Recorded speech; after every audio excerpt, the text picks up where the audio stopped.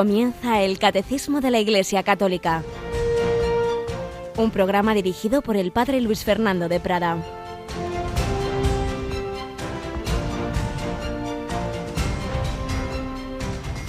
El que quiera ser grande entre vosotros, que sea vuestro servidor, y el que quiera ser primero entre vosotros, que sea vuestro esclavo, igual que el Hijo del Hombre no ha venido a ser servido, sino a servir y a dar su vida en rescate por muchos. Alabado sean Jesús, María y José, muy buenos días en este miércoles 8 de marzo. Qué palabra acabamos de escuchar, el Evangelio, el final del Evangelio de la misa de hoy, cuando una vez más Jesús ha anunciado su pasión. Mirad, estamos subiendo a Jerusalén, el Hijo del Hombre va a ser entregado a los sumos sacerdotes y a los escribas y lo condenarán a muerte y lo entregarán a los gentiles para que se burlen de él, lo azoten, lo crucifiquen y al tercer día resucitará. Y los apóstoles, como siempre que oían estas cosas, nada, no se enteraban. De hecho, a continuación viene la escena en que la madre de los hijos de Zebedeo viene a pedir que se sienten en su reino cuando llegue ese reino que esperaban del Mesías, sus hijos, uno a la derecha y otro a la izquierda. Madre mía. Y esto nos pasa a nosotros. Siempre oímos lo que nos interesa oír y no oímos lo que no nos interesa. Y todo lo de cruz, lo de pasarlo mal, lo de servir al prójimo, no nos hace ninguna gracia. Y en cambio, vaya que si lo escuchó San Juan de Dios, San Juan de Dios, uno de los muchísimos, miles de santos y santas, hombres y mujeres, hoy también Día de la Mujer, cuantísimos que han encontrado la grandeza de Cristo, la grandeza, como dice aquí Jesús, el que quiera ser grande entre vosotros, que sea vuestro servidor, el Hijo de Dios, el Todopoderoso, su grandeza estuvo en el amor, en dar la vida. El Hijo del Hombre no ha venido a ser servido, sino a servir y a dar su vida en rescate por muchos. ¿Quién ha empezado las órdenes de atención a los enfermos? ¿Quién ha creado los primeros, llamaríamos, precedentes de los hospitales psiquiátricos? San Juan de Dios. Y tantas otras órdenes y instituciones dedicadas al cuidado de los enfermos, de los pobres, bueno, de todo. La educación, también hoy el beato Faustino Domínguez, la educación de la mujer es el seguimiento de Cristo, el que nos lleva a ese amor del Cristo presente en los hermanos. Y es una de las claves, como bien sabemos, de la Cuaresma. La unión con Dios, la oración, el sacrificio y la caridad. La caridad. Llamamos oración, ayuno y limosna. Limosna es, ante todo, ese dar nuestro tiempo, dar nuestra vida, darnos a nosotros mismos. Y tanto se ha dado nuestra pobre Rocío que está sin voz, y por eso hoy no os extrañe que voy a leer yo todo, porque se nos ha quedado esta noche sin voz. Y por eso no la vamos a hacer a la pobre que forzar más esa voz. Sí quiero contaros que, bueno, como habréis visto, no he estado aquí varios días. Algunos ya lo anuncié, porque hemos tenido una reunión de todas las Radio Marías europeas allí en Italia, en donde empezó todo, en Erba, en ese pueblecito donde empezó esa radio parroquial, que con los años se ha convertido en la cadena mundial católica más extendida, de más oyentes. Radio María, una cosa asombrosa. Esas reuniones son muy impresionantes. El estar celebrando con sacerdotes desde Irlanda hasta Ucrania, desde Francia a Portugal, todos los países del este, desde Croacia, Bosnia, en fin, tantos y tantos lugares, Alemania. Es pues muy, muy impresionante el ver la obra del Señor, la obra de la Virgen María. Luego ayer hubo un acontecimiento que ya era absolutamente inesperado, cosas que pasan en la vida y por el que no pude estar aquí. Pero bueno, aquí ya estamos de nuevo y retomamos la exposición que estábamos haciendo del Catecismo, en concreto de la Eucaristía, el Sacramento Rey. Como ya os he dicho varias veces, nos estamos deteniendo, pues más que en otros casos, porque bueno, es el sacramento primero, porque es el más importante, y digno, y sagrado, y maravilloso. Y segundo, porque es el que, junto con la penitencia, el que tenemos más en el día a día. El bautismo es una vez y ya está, la confirmación es una vez y ya está, el matrimonio pues normalmente es una vez y ya está, o alguna más en algún caso, pero pero lo normal es que el sacramento que realmente todos los días podemos recibir y podemos vivir y podemos participar es la Eucaristía. Por eso vamos con él y vamos también con la vida de estos padres de Santa Teresita que estamos conociendo pues en esta primera reflexión. Vamos adelante con ella.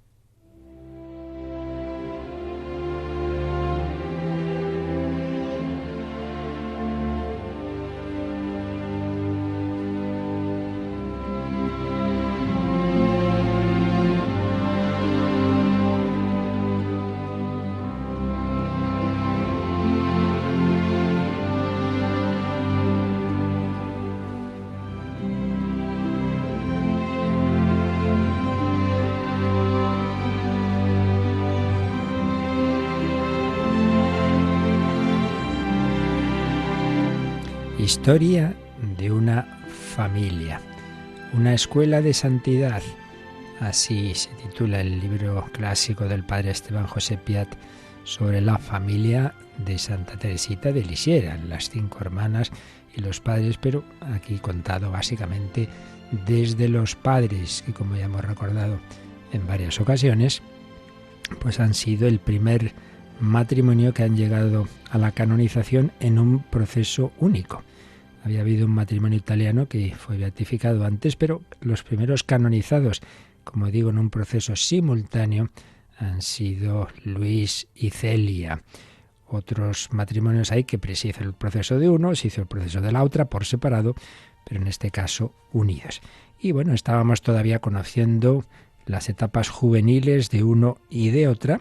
Concretamente estábamos hablando ya de Celia y de cómo intentó entrar en la vida religiosa, pero la superiora a la que se dirigió, de las Hijas de la Caridad, no vio que hubiera vocación y por tanto pues estaba en su vida seglar. Tuvo una inspiración de Dios que le decía que se dedicara a un trabajo de bordados, un tipo de bordados que se hacía allí en Alençon, y bueno, pues ahí estaba con eso.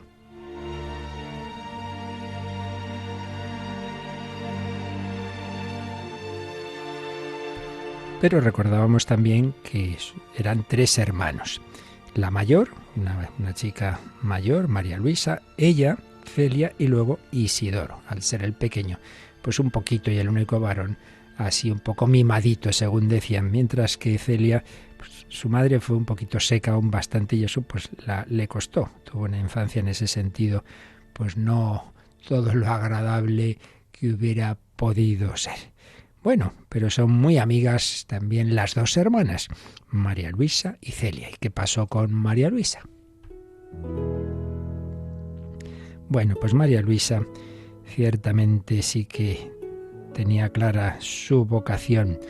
Ella quería ser religiosa contemplativa, concretamente visitandina, de las salesas. Ella tenía una llamada muy fuerte del Señor a la oración. También una delicadeza tal que a veces se convertía en escrúpulo, la verdad.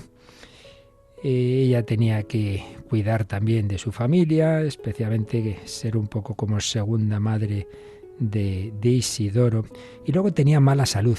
Eso complicaba esos planes vocacionales y concretamente el tema entonces tan extendido de la tuberculosis. Tuvo un ataque de tisis del que siempre experimentaría los efectos. Luego pues tuvo una época de dudas e inquietudes de conciencia que también afectaron a su salud.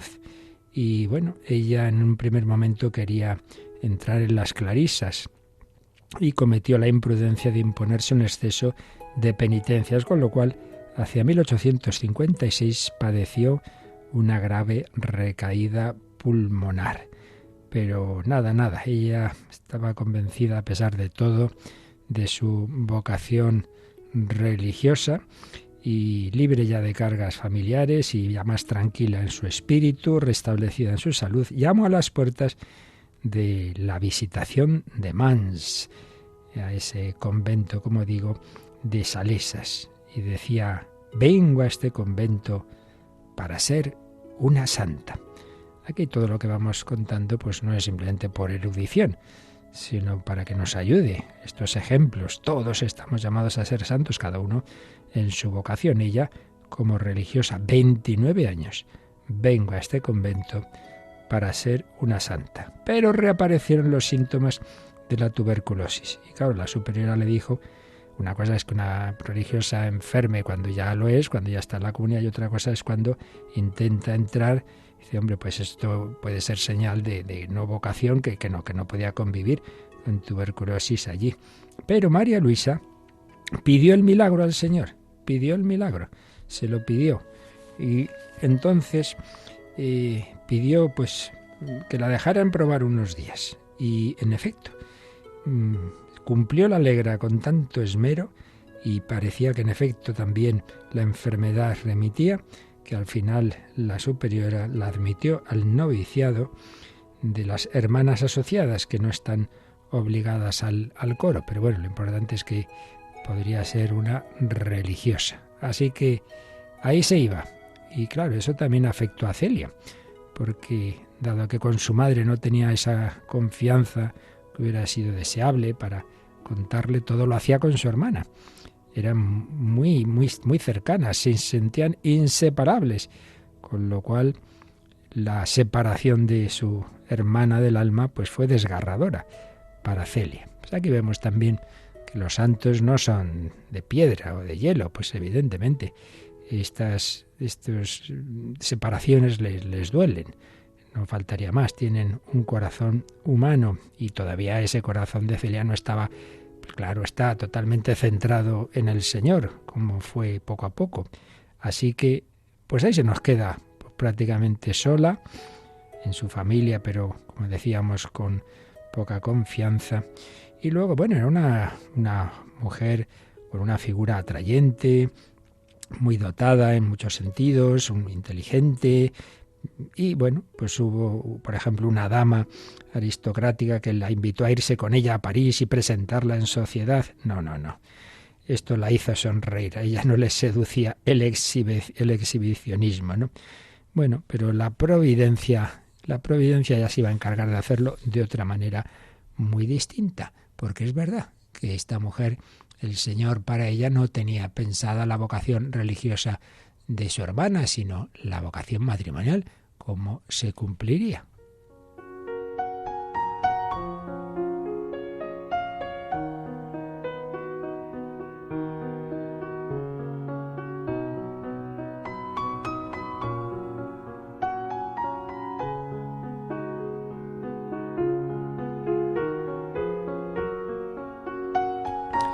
Pues sería de una manera bastante extraordinaria.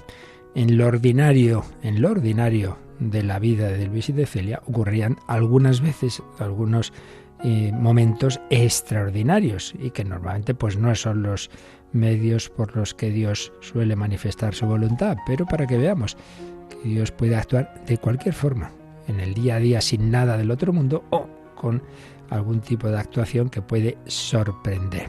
Recordemos que estaba por otro lado Luis Martín, que también había querido ser religioso, que le habían dicho que no, y bueno, pues se había centrado en su oficio de relojero y joyero, y ya iba a cumplir 35 años. Su madre pues pensaba que debía casarse, pero él estaba muy a gusto, como una especie de monje en medio del mundo, pero los caminos de Dios eran otros. Y resulta que un día en que Celia atravesaba el puente de San Leonardo, se cruzó con un hombre de noble fisonomía, un continente lleno de dignidad que la impresionaron, y oyó en su interior una voz interior que le decía: este es el hombre predestinado para ti. Se habían cruzado en un puente Luis Martín y Celia Guerin. Este es el hombre predestinado para ti. No suele ser así, ¿verdad? El iniciar una relación, bueno, pues el Señor es siempre misterioso y sorprendente e irrepetible. Con cada uno tiene un camino distinto. Los dos jóvenes se conocieron, no tardaron en apreciarse, en amarse y bueno, muy rápido fue ese noviazgo. de manera que a los 3 meses se casaron. 13 de julio de 1858, por cierto, el mismo año de las apariciones de Lourdes, 1858. Y se casaron en santo matrimonio en la espléndida iglesia de Nuestra Señora a medianoche. Uy, esto a las 12 de la noche, en la mayor intimidad, porque no querían lo que tanta gente quiere ahí, la fiesta, la apariencia. No, ellos simplemente querían cumplir la voluntad de Dios, ser santos por el camino que Dios les había indicado, unirse en el santo matrimonio. Las grandes obras de Dios se realizan en el silencio, en este caso, en el silencio nocturno, una unión de la que nacerían santas, y concretamente aquella que el Papa San Pío X llamó la santa más grande de los tiempos modernos, Santa Teresita. Pues ahí nos quedamos en ese momento decisivo para la historia, en que el Señor hace que se conozcan y que se unan en el santo matrimonio Luis y Celia.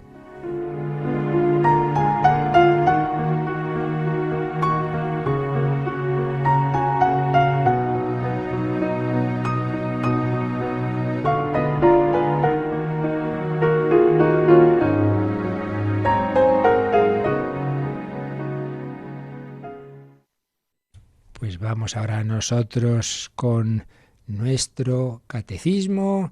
Vamos a retomar por donde andábamos.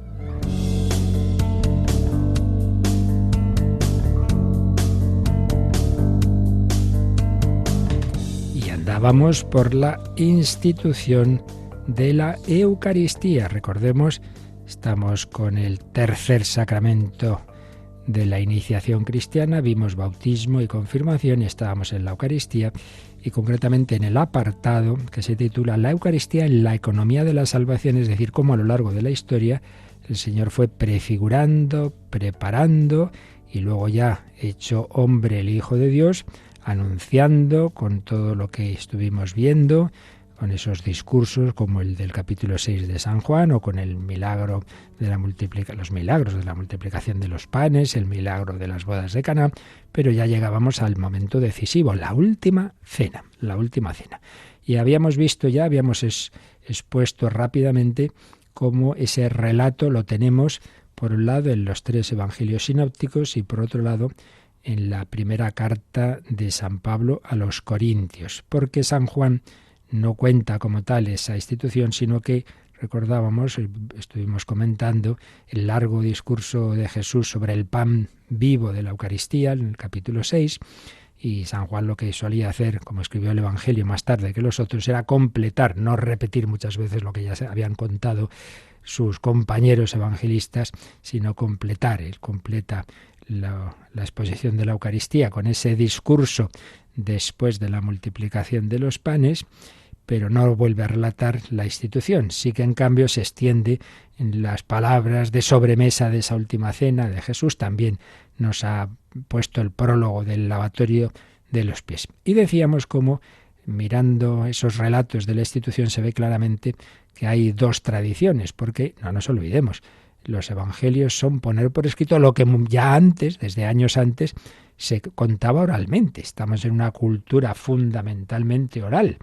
Y sigue habiendo personas que todavía se arman un lío y se piensan que nosotros solo creemos lo que está en la Biblia. No, el cristianismo no es una religión del libro, una religión de una persona viva, Jesucristo, que ante todo ha fundado la Iglesia en la que Él vive desde siempre. Y la Iglesia empieza a existir desde ese día de Pentecostés, empieza a extenderse.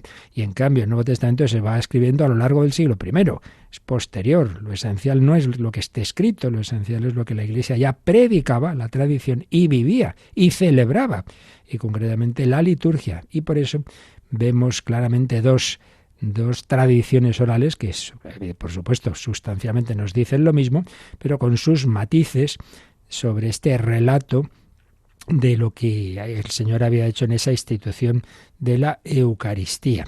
Por un lado, ese relato que llamamos la tradición de Jerusalén, donde tenemos a Marcos y Mateo, y por otro lado el relato que decimos la tradición antioquena, que es el de San Pablo y San Lucas. Los estuvimos viendo, estuvimos ya dando unas primeras pinceladas de las, digamos, lo común y los matices diferenciales, y esto nos lo contaba el número 1338. A propósito de ese número lo estuvimos viendo.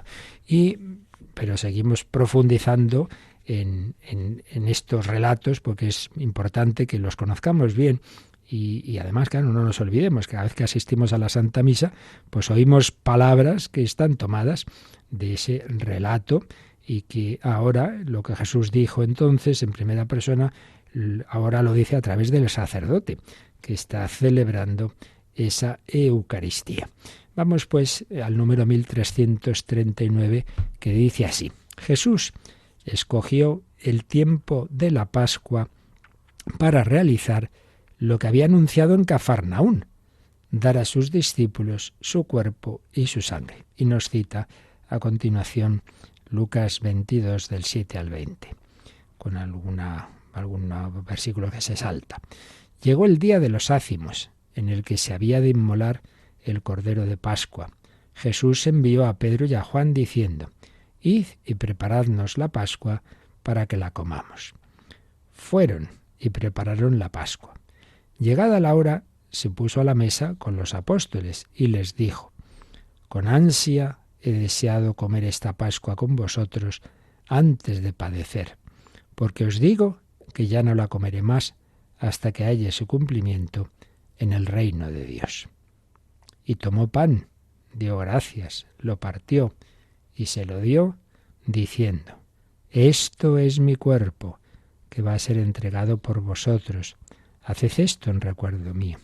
De igual modo, después de cenar, tomó el cáliz diciendo: Este cáliz es la nueva alianza en mi sangre, que va a ser derramada por vosotros.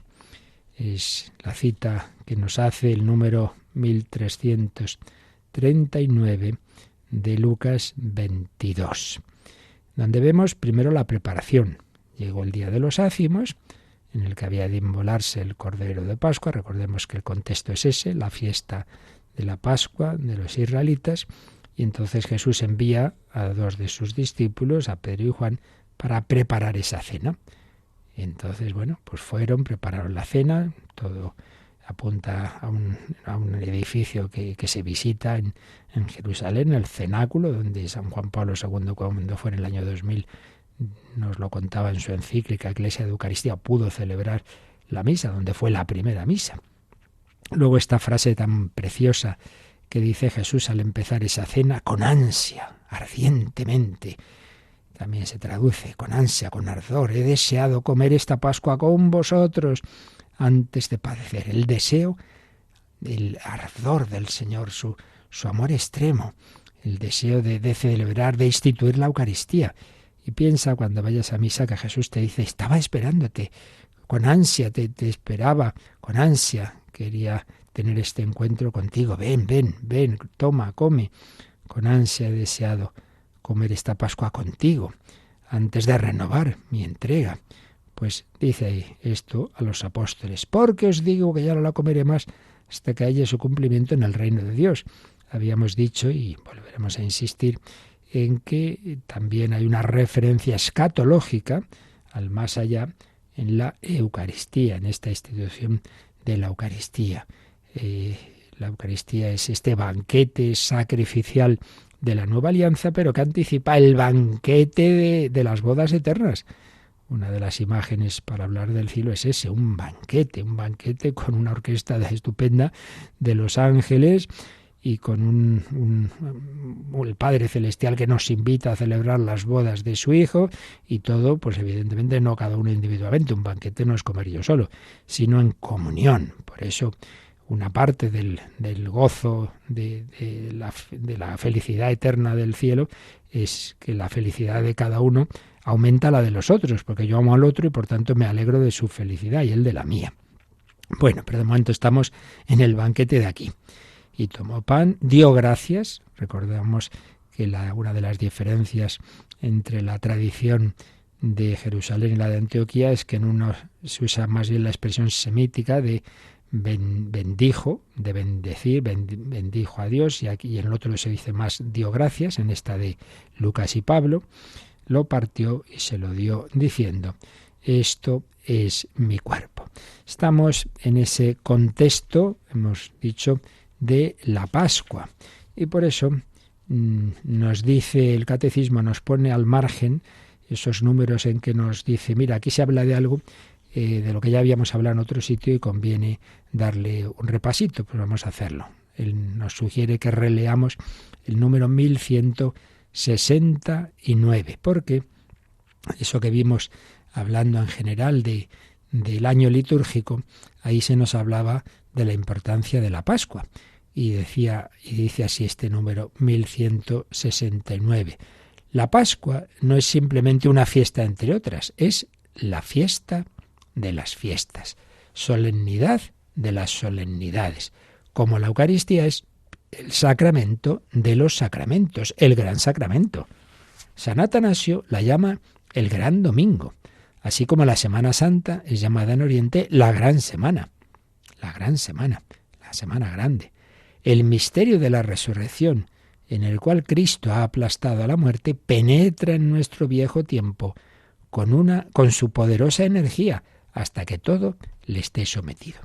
Estamos, pues, en ese contexto de una fiesta fundamental para los judíos, que era la Pascua, y fundamental para nosotros, porque estamos celebrando el fundamento de nuestra fe, esa resurrección. Por eso la última frase de este 1169 es que el misterio de la resurrección, en el cual Cristo ha aplastado a la muerte, penetra en nuestro viejo tiempo con su poderosa energía, hasta que todo le esté sometido. Siempre esa mirada al cumplimiento de la historia. Por eso, qué importante es este vivir la Eucaristía. Qué pena que no la apreciemos, que la perdamos por cualquier tontería, que ante todo esa Eucaristía, por supuesto, dominical, pero pudiendo también, y ya con esa llamada del Señor, que eso hay que verlo cada uno en su discernimiento y con consejo espiritual, si ves que puedes y que te ayuda el vivir la Eucaristía entre semana, diariamente, pues hombre, mejor que mejor. Va entrando en nosotros esa fuerza del Espíritu Santo que nos comunica Cristo resucitado. Y no lo olvidemos, hay distintas formas de presencia del Señor, pero la suma, la más grande es esta, la presencia real por antonomasia que decía el Papa Pablo VI. Y en cada Eucaristía renovamos la alianza con el Señor, la alianza pascual. Pero esto es verdad, la Pascua la vivimos en cada celebración, de manera especial en cada domingo y de manera especialísima, claro, en la Pascua anual. La fiesta de las fiestas, la solemnidad de las solemnidades. Pues bien, en la Pascua judía, Jesús instituye la Eucaristía, instituye este sacramento en el que se sella la nueva alianza y de la cual va a brotar el nuevo pueblo de Dios. Si en la Pascua judía el Señor había formado a ese pueblo, liberándolo de la esclavitud de Egipto, sacándolo por el éxodo del desierto hacia la tierra prometida, guiándolo a través de Moisés con aquella columna de fuego, aquella columna de nubes, etcétera, alimentándolo con el maná, dándole el agua que brotaba de aquella roca, etcétera, etcétera. Si esto era así en esa antigua alianza, hoy es todavía mucho más grande. El Señor nos libera del faraón de este mundo, del príncipe de este mundo, del maligno, de las esclavitudes de nuestros vicios y pecados, del ambiente que parece que nos obliga a hacer lo que todo el mundo, a hacer el mal, nos va sacando de esa esclavitud, nos va llevando por los desiertos de esta vida, nos guía personalmente Él, pero es verdad que también sirviéndose de pastores que le hacen presente, nos va alimentando con el maná, que es la Eucaristía, y el agua viva de su espíritu, y con el vino de su sangre, y así nos va llevando hacia la tierra prometida del cielo. Y todo esto en ese maravilloso sacramento está prefigurado. Pues vamos a quedarnos un poquito meditándolo, dándole gracias antes de entrar a fondo en estos relatos, vamos a pedir que nuestra lengua humana, cante con gozo, con alegría, este grandísimo regalo que nos ha hecho el Señor.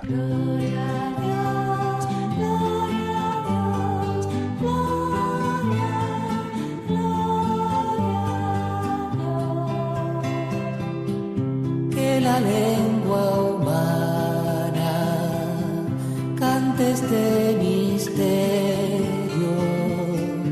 la preciosa sangre y el precioso cuerpo, quien nació de virgen, rey del universo,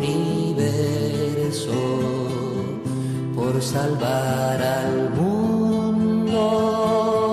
dio su sangre en precio,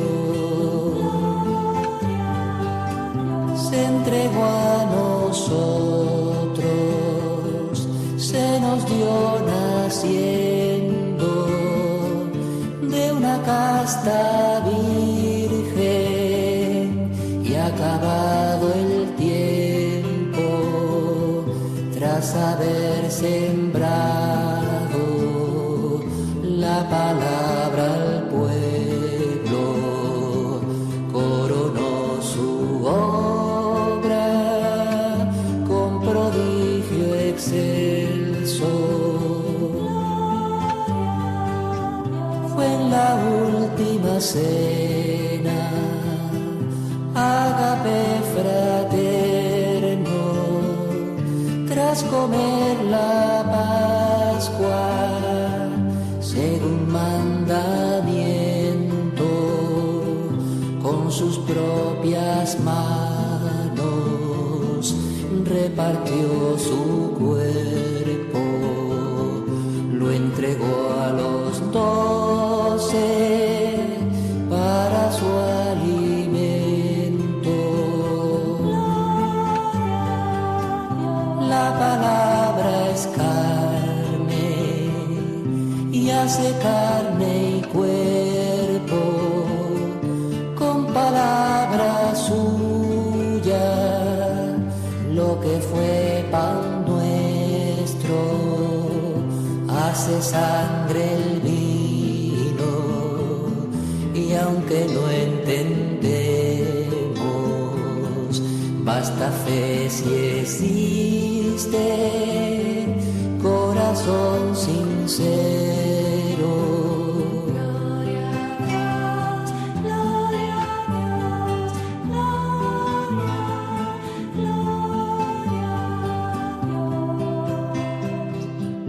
Adorad postrados este sacramento, cesa el viejo rito, se establece el nuevo, dudan los sentidos y el entendimiento, que la fe lo supla con asentimiento. Himnos de alabanza,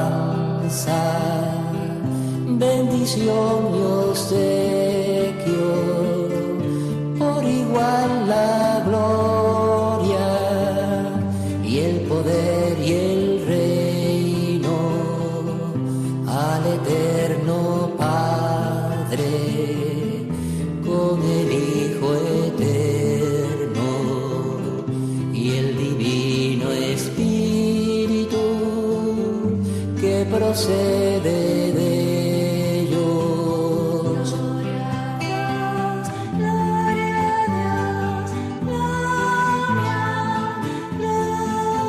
a Dios. Amén. El Catecismo de la Iglesia Católica en Radio María. Pues vamos ahora a profundizar un poquito, ya lo habíamos hecho el otro día en parte, con la ayuda de don José Rico Pavés, pero seguimos de su mano entrando en estos relatos de la institución de la Eucaristía.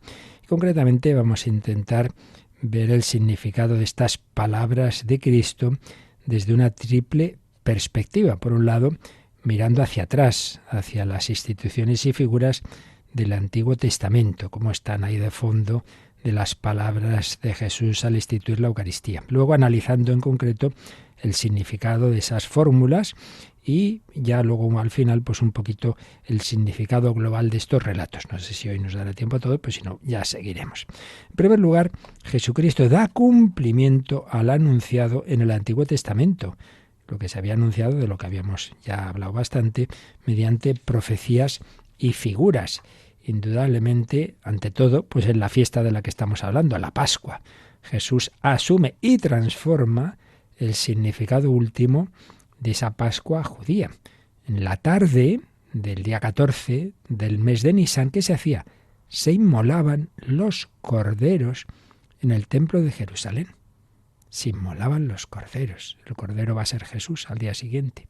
Y la tarde del mismo día, pues Israel celebraba la liberación de la esclavitud de Egipto, se recordaba el paso del ángel exterminador que había preservado a los primogénitos de las familias israelitas. Bueno, pues lo que decíamos, Cristo se presenta en la última cena como el verdadero Cordero Pascual que con su paso, Pascua, libera definitivamente de la esclavitud de la muerte y nos deja el memorial de la salvación. El memorial de la salvación.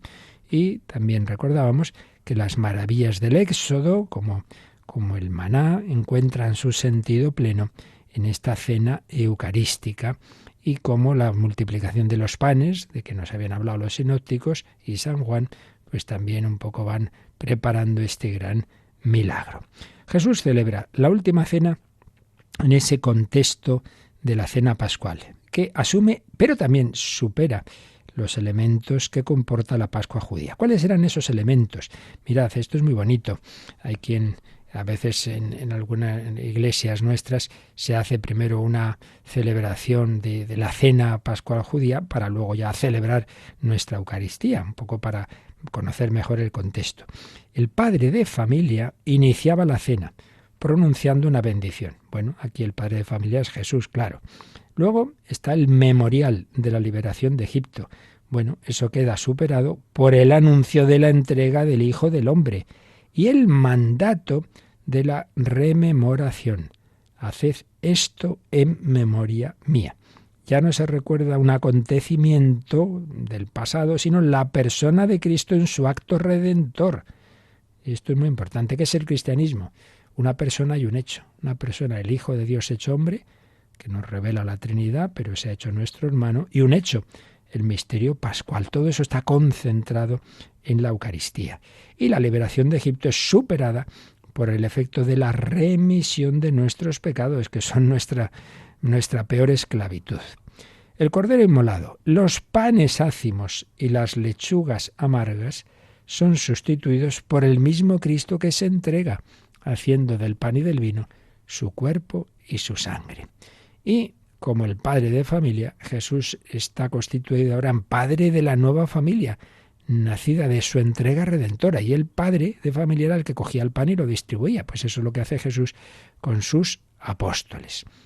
En esta última cena se recogen los sentidos del comer y beber que ya habíamos visto en distintas escenas del Antiguo Testamento.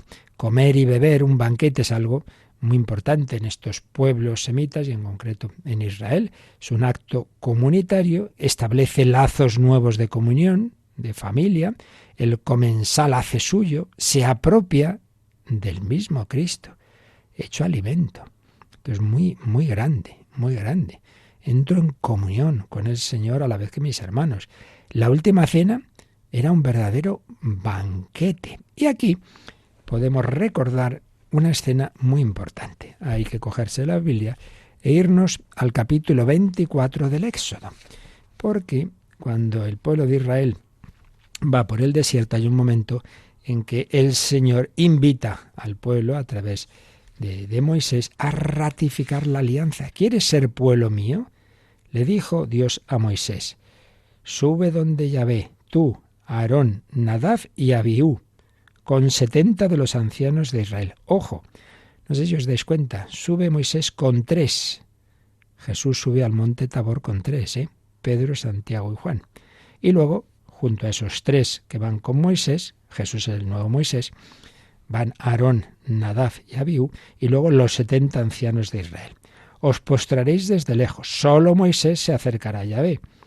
Bueno, entonces invita a subir al monte.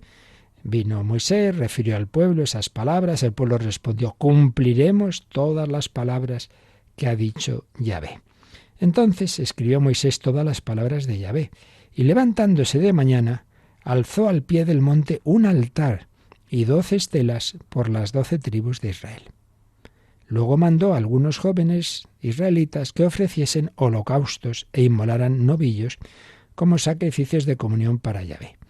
Tomó Moisés la mitad de la sangre y la echó en vasijas. La otra mitad la derramó sobre el altar.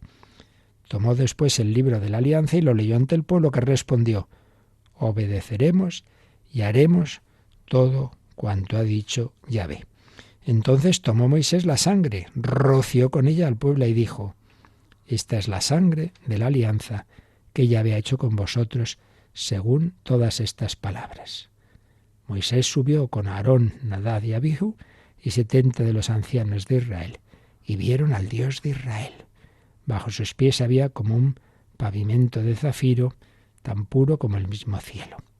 Bueno, es impresionante lo que ocurre aquí si lo vemos en relación con la última cena, porque se nos está hablando de una alianza entre Dios y su pueblo. ¿Y cómo se sella la alianza? ¿Cómo se firma el pacto? Pues mirad, dice que Moisés levantó un altar. Nosotros tenemos nuestro altar, ¿verdad?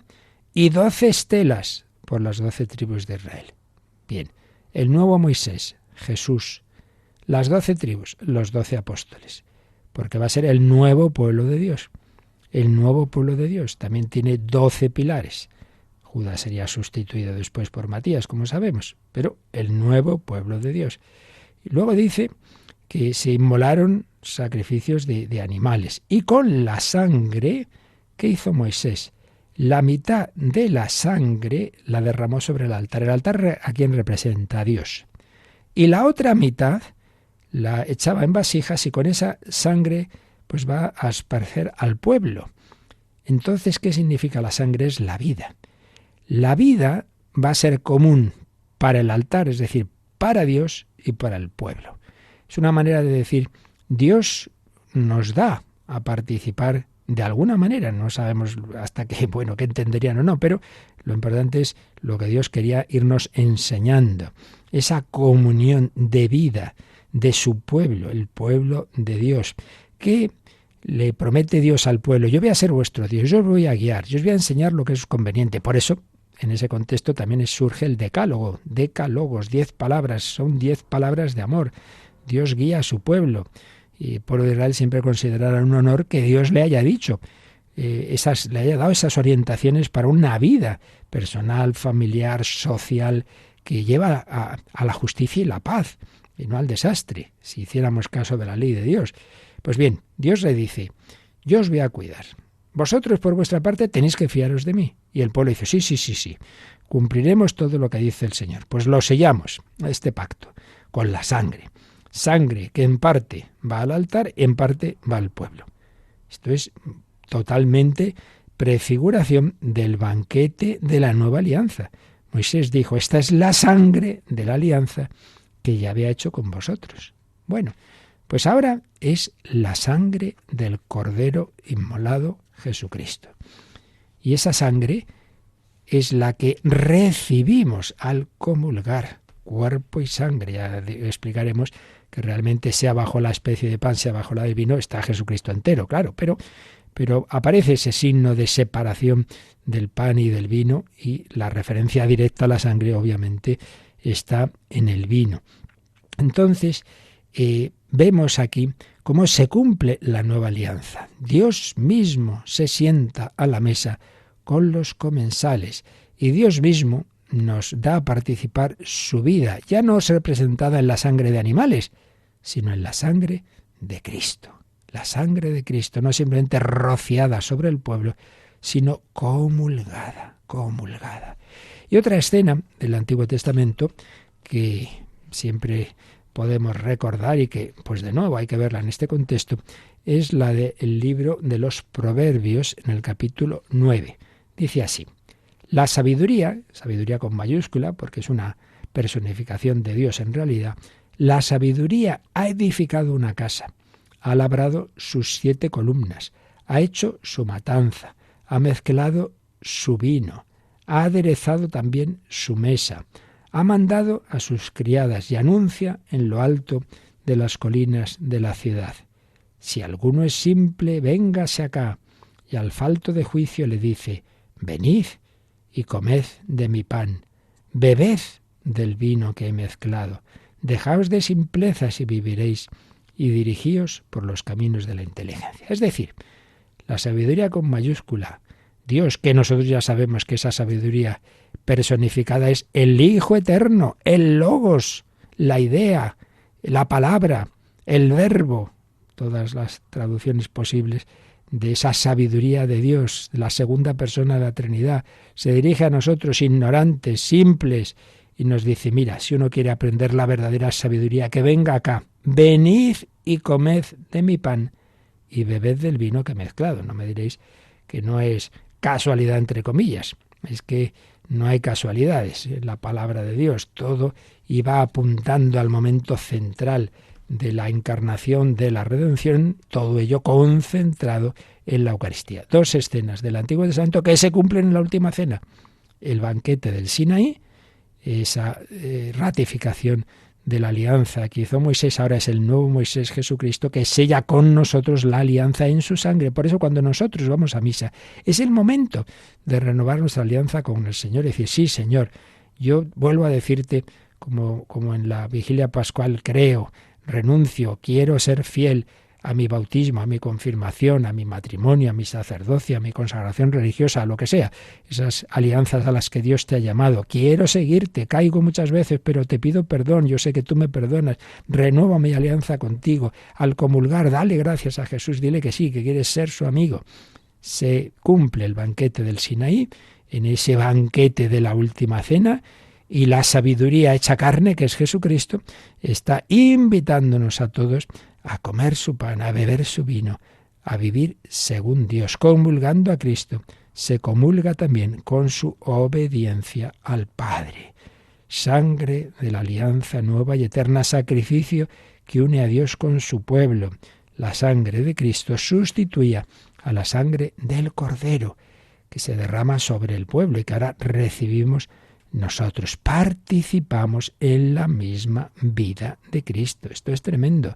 Y la alianza es el compromiso que Dios asume de guiarnos y de perdonarnos. Y de nuestra parte, pues de intentar hacerle caso, de cumplir su palabra. Y también, si Dios dio en el Sinaí los 10 mandamientos, ¿qué da Jesús en la última cena? Una nueva palabra, un nuevo mandamiento, el mandamiento nuevo, que os améis unos a otros como yo os he amado. Si es que todo cuadra. Que no es que no estuviera antes, pero digamos lo consuma, le da plenitud y sobre todo nos da la gracia para poderlo cumplir. El mandamiento nuevo es que yo ame con el corazón de Cristo, como Él ha amado. No he venido a ser servido, sino a servir y dar la vida. Pero ¿cómo podemos dar la vida por los demás? Pues teniendo en nosotros el amor de Cristo, su corazón. Así pues, la última cena, por su vínculo con el sacrificio del Calvario, aparece como asunción y superación de todas esas escenas del Antiguo Testamento, también de los diversos sacrificios.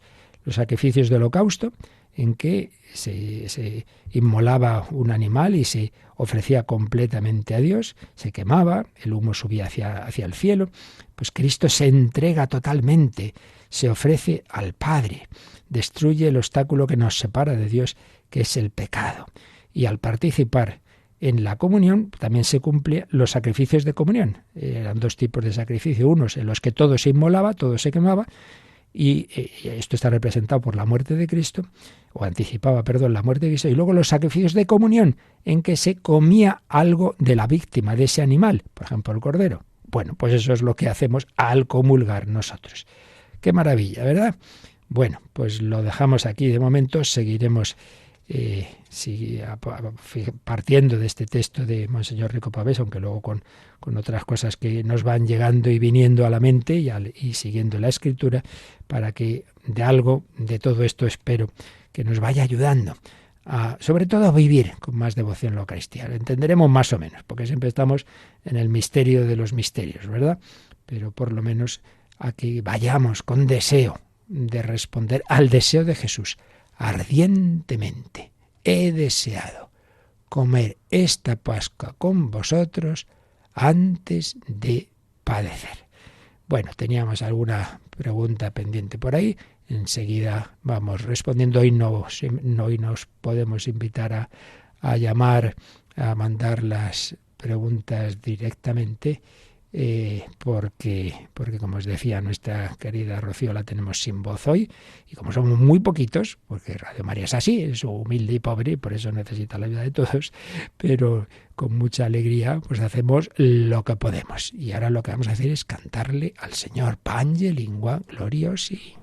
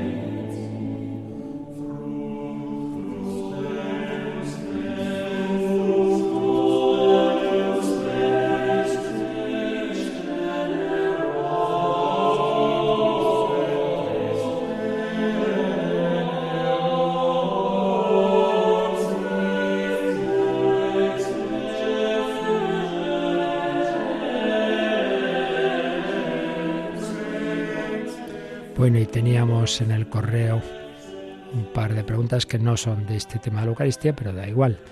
Nos preguntaba Julio, meditando sobre la naturaleza de Dios, pienso en verdad cuando me digo que Dios Padre no tiene experiencias humanas, saber qué es tener hambre, frío, calor o miedo, o ya lo ha experimentado en la persona del Hijo. Bueno, aquí tocamos el misterio de la Trinidad, el misterio primero, que si no nos entendemos a nosotros mismos no vamos a entender del todo cómo es Dios, nuestro Señor, ¿verdad?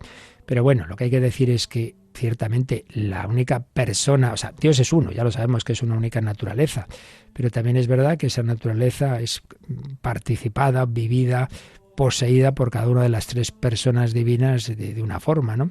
Y el Hijo, la segunda persona de la Trinidad, es la única persona que a la vez que naturaleza divina tiene la humana.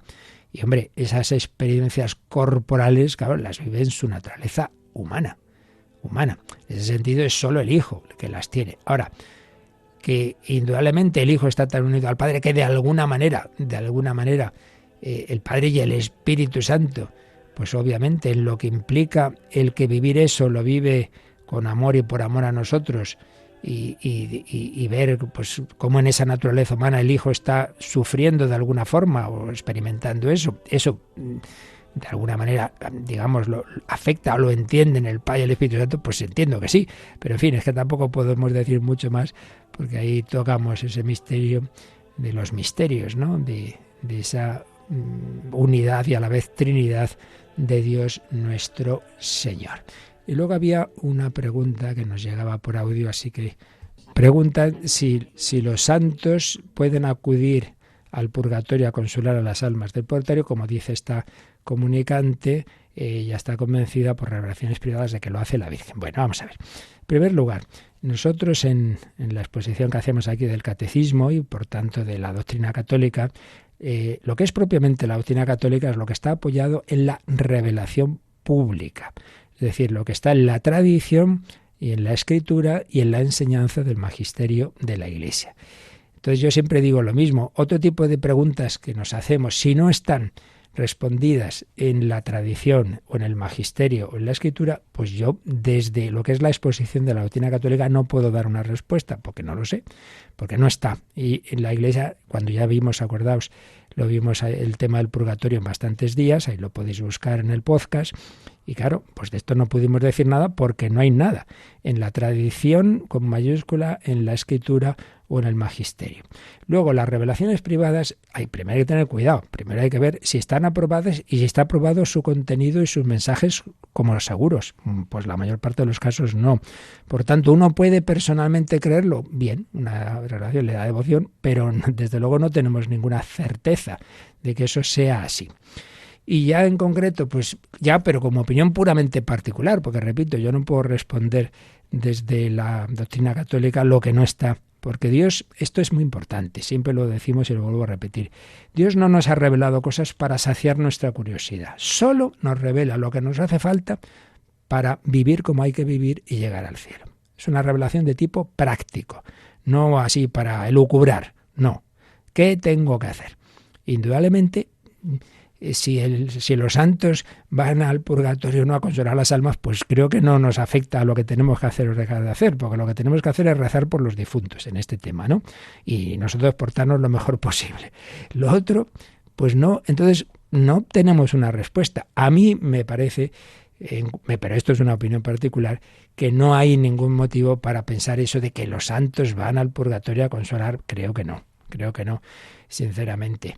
Y, en fin, y que entramos en un terreno muy, muy difícil, que es que entendemos por ir al purgatorio, eso para empezar, en fin, es complejo. Entonces, yo simplemente diría eso, que vayamos a lo seguro, que vayamos a lo que nos dice la doctrina católica, y lo que nos dice sobre ese tema lo expusimos en su día hablando del purgatorio, y que lo que tenemos que hacer es rezar por las almas del purgatorio, y Dios nuestro Señor sabrá cómo las conforta y las purifica de una manera o de otra, para que lleguen cuanto antes al cielo. Y eso es lo realmente importante, más no podemos decir. Bueno, pues lo dejamos aquí.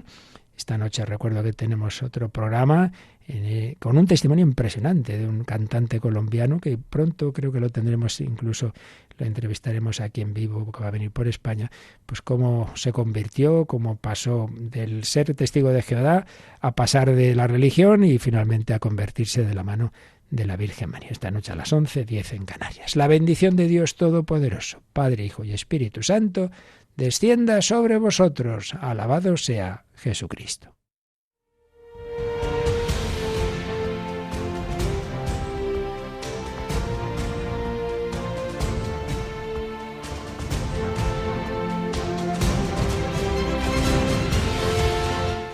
Han escuchado en Radio María el Catecismo de la Iglesia Católica, un programa dirigido por el Padre Luis Fernando de Prada.